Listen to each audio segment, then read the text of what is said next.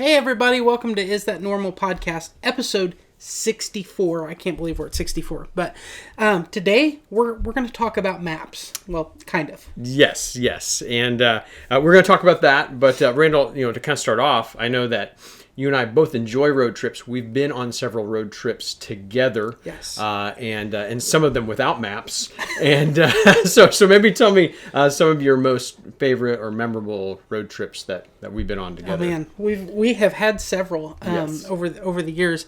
The road trip to Memphis was very memorable. We think about it often. We got lost somewhere on the Missouri-Arkansas line in the middle of the night and ended up on a road that may or may not have been a road. The map said it was a road. I'm not so sure. We were very much in a very remote wooded area of northern Arkansas and southern Missouri. At some point we crossed the state line. We don't even know when that happened.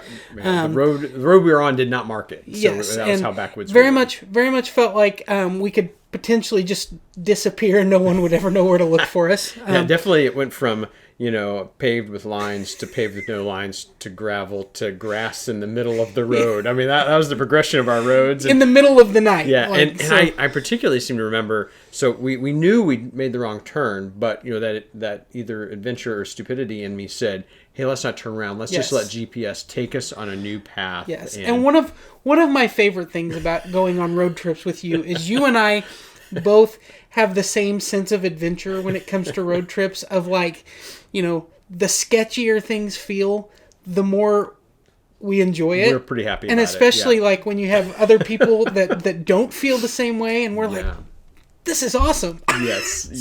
Not everybody shares the same viewpoint, but you and I both we're like always up for the adventure. Well, and we've taken lots of trips. Sometimes the memorable part is who you're with. Sometimes the memorable part is how lost you got and all of that. But I also know that we've been to Panama, the country of Panama, together several times and driven and navigated for each other. And that we've been in several lock your door moments in Panama when we wound up in places. But maybe for me. The most memorable trip to Panama was one of the first ones where we kind of went without some of the missionary support that we'd had before. And we realized pretty quickly that we were going to have to navigate where we were going. And we did not know where we were going. And we made an amazing discovery. Yes. You want to share that? So we actually ended up in the middle of Panama City, which, huge city. Yeah. At rush hour. Yes. In the pouring down rain. And the defroster on the van was not keeping up. So in addition to you driving in bumper to bumper traffic, multiple lanes and no real lines or traffic. Oh, there's lines. They just don't care about them. Yeah, basically. So I'm, wiping playing defroster with manual defroster while also trying to navigate. And I did not have cell phone service because we were out of country. But what we learned was, I think it was a miracle of God that the GPS on my phone worked despite not having any service, and so we were kind of using that to direct us, and it kind of saved us and got us out of a really hairy situation. So, and actually, it was amazing, because this was several years ago. Like I said, it was before it was real easy to get international service when we were over there, and Google Maps was kind of new, and But it was even giving us data on where traffic was stopped and where people were at, and it was miraculous. It was we looked at each other, and I remember we were like, "Oh, we can do this." We've got this tool. If it hadn't been for that, we might have still been in traffic today somewhere in the middle of Panama. That's right. So today, as we kind of lead into our podcast, wouldn't it be wonderful? This is what I've been thinking. Wouldn't it be wonderful if we had that kind of a tool or resource that no matter where we're at, even if we're out of country, off the out in the middle of nowhere, don't know where we're at, in unfamiliar territory, that we've got a tool that's going to help us navigate. And for parenting, that would be just such a wonderful thing. And so today, that's kind of what I want us to talk about is what kind of tools and resources we have that we can do that.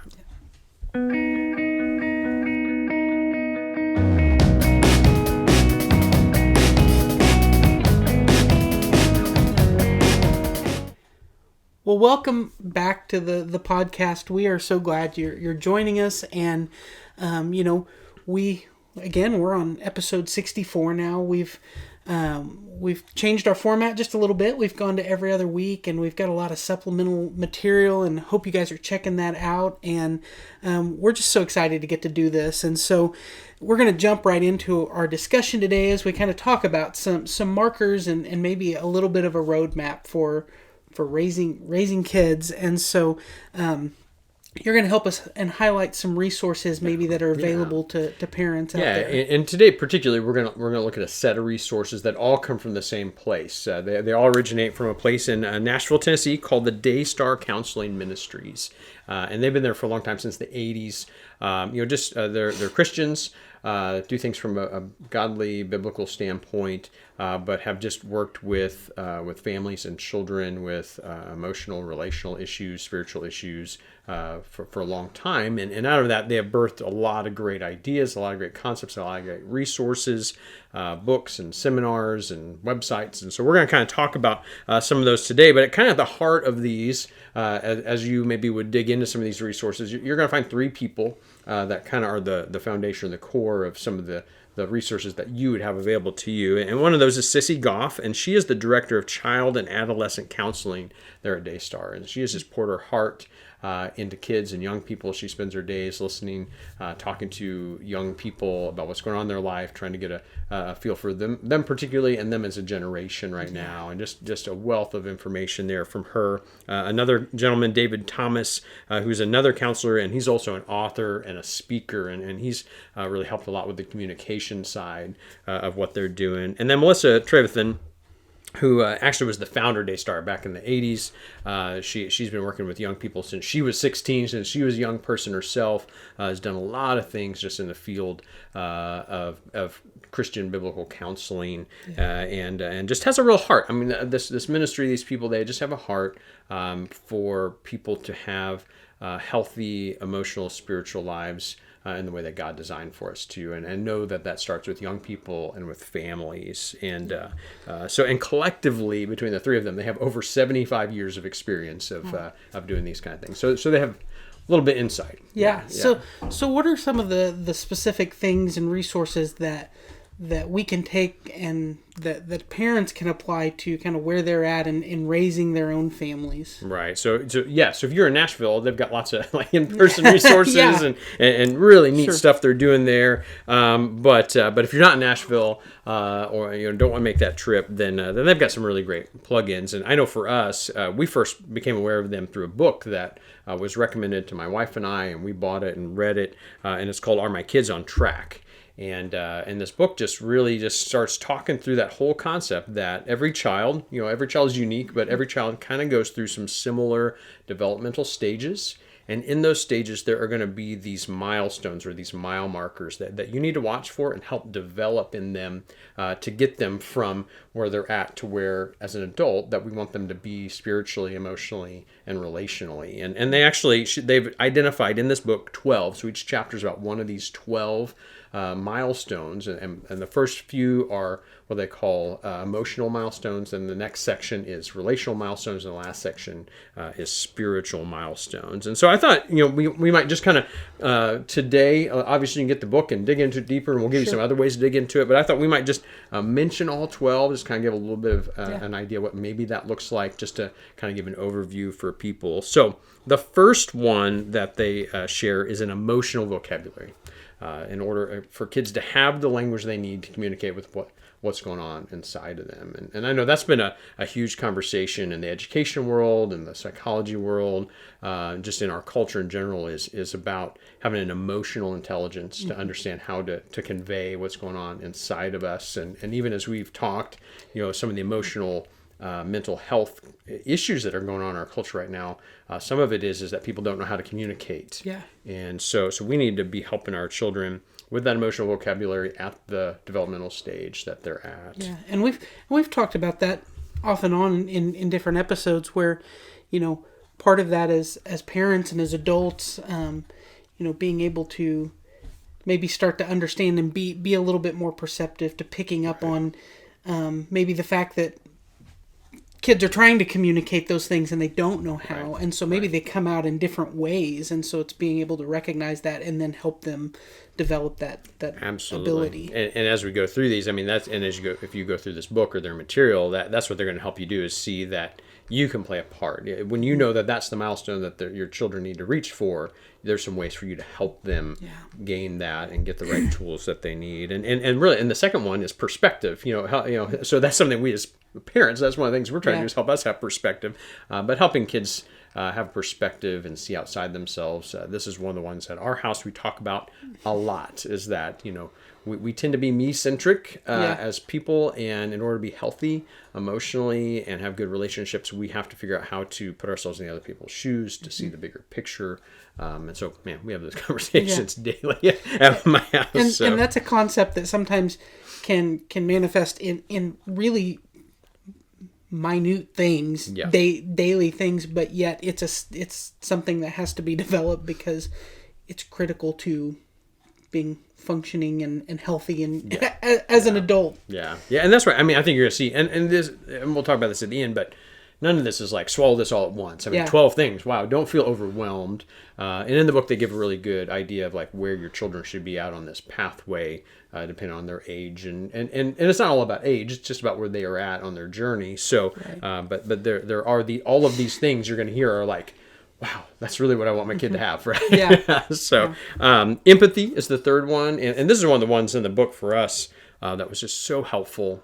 They do such a good job of kind of explaining what that is, and the differences at the different stages, and also for different genders. Because empathy, as a parent coming to a child, teaching a child how to have empathy, you're going to have to do all sorts of different things with most girls than you would with most boys. Now, that's not, I mean, it's not it's not a formula. Everyone's a little unique, but like girls a lot of times need to have space to talk about that. They need to have their feelings affirmed. But they make a point that for boys, especially younger boys moving up into early adolescence, sometimes they just need a punching bag. Like, I mean, so is that, and the most empathetic thing you can do is let them go blow off some steam. And I mean, they literally recommend get a punching bag, have the punching bag room. If you have an altercation and they don't know how to deal with it, instead of letting them blow up at the person or the situation, say, hey man, go let off some steam. And that's really helpful, because sometimes you feel like that's not healthy, but sometimes they just have to do that. I know we had a situation this week with my son who's 12, and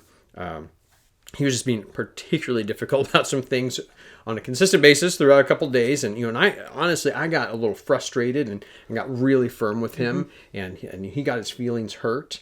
And so I actually, I said, man, we got to hug this out. And I just hugged him, and he tried to get away, and we just hugged until we got in a wrestling match, and we wrestled, and then he was awesome. Like that's what he needed, that physical release, but also to know, hey, I'm still here and I'm still care about you. And now that might not always work with a boy or a girl, but there are some differences. They do a great job kind of pointing some of those things out. It's just really, really cool. Yeah. Awesome. The next one is resourcefulness. Again, a big one we talk about at our house all the time is that, and the next several are going to kind of be about this, about that you have to own yourself and your stuff, and you have to learn how to be a problem solver, because we talked about this. We want our kids to grow up to be eventually that we're in an interdependent community that's healthy, but to do that they have to go on a path of independence, of figuring out how to answer their own questions, solve their own problems, and so resourcefulness is huge. And again, this is one my wife talks about all the time. This really stood out to her, is they say boys tend to have this habit of having a bad reaction to things instead of being resourceful and trying to fix their own things. And it's an acronym, and that's that they blame and they avoid and they deny. And once we had that tool and we had that language, I mean, we saw that over and over again, particularly with our older son in his teenage years, that, man, when he'd have a problem and we try to deal with it, it was someone else's fault. He didn't want to talk about it, and it didn't happen. And we're like, wow, is the bad behavior right there? Like, so, and not that that's good, but it's helpful to see that is a common developmental milestone that we need to help them through. And when you can recognize it, then you can be equipped to deal with it better. The next one is awareness. What's your take on young people's level of awareness, Randall? having dealt with teenagers for decades. Many times awareness is not near the top of their strong suits, and just across the board. Yes. So yeah, there are many examples of that, but yeah, awareness, especially in those teenage years, can be a struggle. Yeah, and that I think ties in like with that perspective one, of just like realizing you're not an island, realizing you need to be aware. Sometimes it's physically what's around you, so you don't like fall off a cliff or some. We've had kids do some really boneheaded things on trips before, but also so we don't like fall off a cliff emotionally and relationally with people, and giving them that perspective. So that's good. Reciprocity is another milestone, and that's these, you take kind of some of those earlier ones, perspective and empathy and awareness, and then this is the next level stuff where we're like we're trying to offer that to other people, hoping that they'll offer it back to us. And so we become that's a milestone of becoming an initiator of things rather than a consumer of things. So that's a really good one. And then that leads you to ownership, which, man, we talk about this in ministry all the time. And I'd love for you maybe even to share some of the things that you've seen or done with our youth here to help them realize that they've got a significant part, and to do that, they've got to own what they do here. Yeah. So, yeah. One of the things we've seen over and over, and you forget until you see the results of it, is just the importance and significance of giving, especially during those teenage years as they begin to develop that, giving them ownership and really letting them have a stake in consequences of what they're doing, because I know even we've worked with high schoolers for a long time. I've worked with students in leading worship or in a band, worship band type setting, and I have found over time, the more that I begin to overfunction, the less it seems that they respond to that, and the more that you kind of begin to push them out there and let them maybe things don't go the way that they expect because of not taking that ownership, they begin to realize it, and they really step up, and you see just a ton of growth through that because there's something at stake, and when they have a stake in the process, it pushes them to respond and take some ownership in a way that they haven't. And recognizing that that's our goal, it opens up great opportunities. Instead of being frustrated or saying, I told you so, we can have a great conversation and say, hey, did that go the way you wanted to go? Why didn't it go the way? How are you going to do that differently? And it teaches them to take that responsibility. And it's really changed my perspective, especially in the last few years, from a role of trying to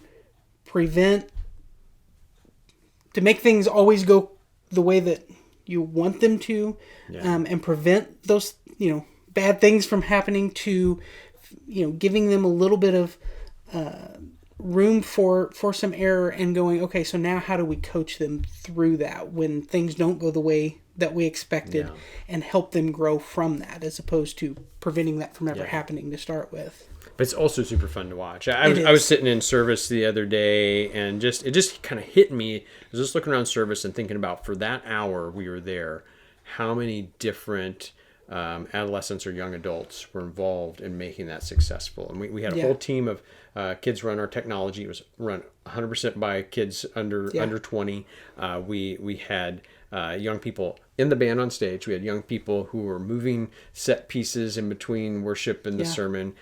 We'd had a young person share their testimony on a video on screen, and there was images in our presentation that were photos that were taken by a young person. And I was just like, wow, like this is wonderful to have them have that opportunity to do that in a safe umbrella where if they fail, while there is a consequence, we can walk them through that. And I think that's such an important thing that we have to provide as the adults in their life, is that opportunity to do that. So good. All right. So moving on. So the next one is boundaries. So, which, man, we won't talk about it. Maybe we'll talk about it someday, but there's another great book about boundaries that has changed my life, and I think would change people's lives if they read it. But it's so important for us to understand how to set healthy boundaries, and that's something we need to help our kids do. And And this is another one that was really important to my wife as she read through it, because we've got 4 daughters, and sometimes it seems like, and my wife would probably tell you this too, that a mom parenting daughters, you'd think they'd be able to understand each other. Sometimes that's the most difficult thing to see eye to eye, because they're so similar. Yeah. But one of the things that they said in there about boundaries is that girls particularly tend to have 1 of 2 problems. They either think too much of themselves, they're too much, or they think too little of themselves. They're not enough, and it's all for this like desire to feel important and find acceptance. We'll talk about identity here in a minute, but so they either overact or they underact, and when we can understand the motivation behind why something's going on, we can start helping them set healthy boundaries. Sometimes we just want to jump in there and manage that behavior, and I think that this concept of that, realizing they're not setting healthy boundaries for themselves and why, can really help you with that conversation. Absolutely. And then the rest of these are the spiritual ones. So foundation, which we talk a lot about that. That's that Deuteronomy 6 concept. That we got to help them have a firm grounding, and that takes us constantly teaching, constantly reminding, affirming identity. And they make a great statement in here is to help young people as they move into adolescence and adulthood to not let their activity be their identity.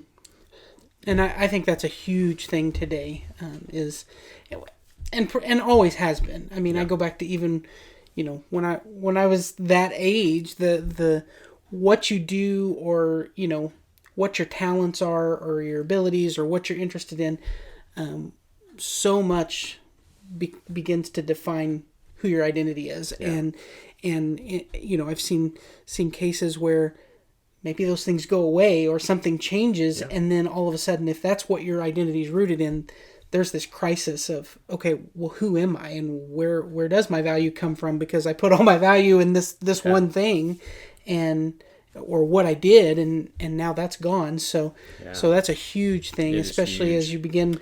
And if that's not dealt with early, it can create enormous problems. And I'm reading another book about the workplace and millennials right now, and one of the things that this author points out, which she's a millennial herself, is that they were told to go out and be whatever you want, follow your dreams, he says, but so many of them ran into so many roadblocks in the workplace that they lost those dreams, and then they lost their identity. But it was so far into their adulthood that it was just like a chasm opened up underneath them, and so early on, we've got to help our kids realize that they're valuable because they're made in the image of God, because they're our children, because they are loved for being a unique person. I mean, so we have to help them find that foundation and the healthy, unchanging things that God has given them.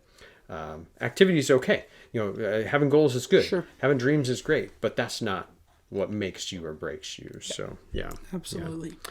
And then the last 2 foundations are mercy and meaning, which are these kind of almost 2 sides of a coin. I feel like that learning how to give and receive mercy is such an adult thing, and we've got to help our kids do that. But then also meaning, of being intentional and purposeful is one of the biggest questions of life. And so so figuring out the balance of those things. So that's a big list. It is. So how do we begin to navigate all of those things that we just talked about? So in this book, they do just a great job of pointing out the best next steps of each stage. This is not a book mainly of philosophy. It's a very practical, it's very organized, it's got lots of bullet points. Each chapter has a bullet point list of building blocks for that milestone, as well as stumbling blocks that you're going to typically see your kids have. And so it's just real clear. And then the end of the chapter, they've got almost a worksheet of here's super practical conversations and activities you can do with your kids at each developmental stage. And so it's just a fantastic workable tool, not just like a bunch of ideas and then you feel overwhelmed. But they do kind of, they do bring it down to this underlying philosophy, though, that they realize that kids are trying to answer 2 questions. Am I loved? And can I get my way? And a lot of this path and a lot of these milestones is to help figure out how to answer the first question is yes, and the second question is no at the same time, right?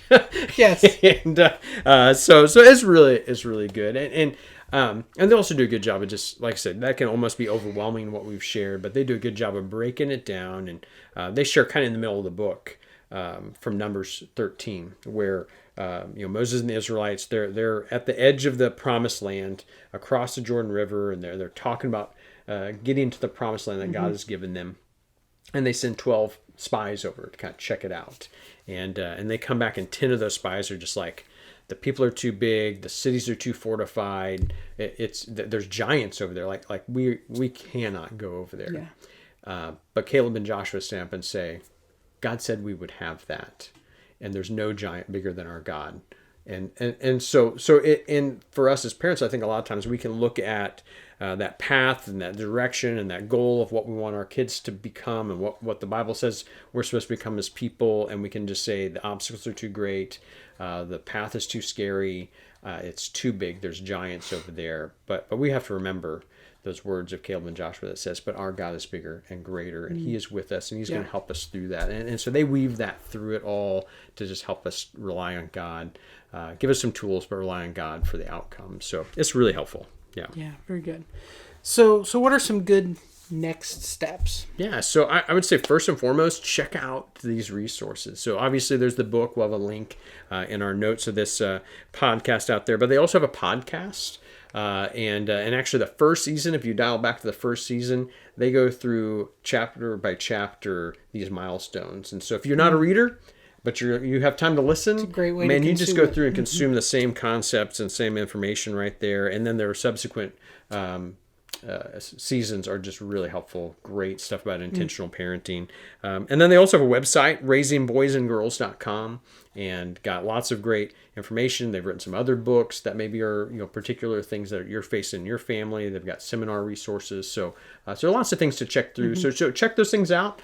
Start trying to plug some of those things in where they'd be helpful. And then the other thing, we'll have the list of these milestones on our notes as well. And just encourage you to go through those and maybe identify one or two that you think are some things that your family, your children need to work on right now, and seek some ideas on what to do about that.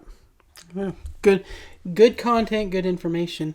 So as we wrap up today, our two takeaways. The first is just to remember we're here as a resource. As we mentioned earlier, we are we've gone to every other week, but in between those podcasts, Tuesdays that we release, we're putting a lot of supplemental content out there on Facebook, on Instagram, on YouTube. So if you haven't checked those out, we encourage you to do that. Be sure and follow us, and we would love it if you would just maybe consider sharing that with someone else, another parent that you know, or an adult that maybe is raising kids, and that this would maybe be a good resource for. So we would just love if you'd do that. And the second is to join us in 2 weeks for our next podcast as we talk about extracurricular activities, and that should be a fun one. That's kind of a huge deal for a lot of families, and figuring out how to balance some of that's that. ramping back up. As some restrictions are coming away, and spring sports are in swing, and summer's coming. Yeah, what does that look like, and what should our balances be? Yeah, absolutely. Yeah. All right.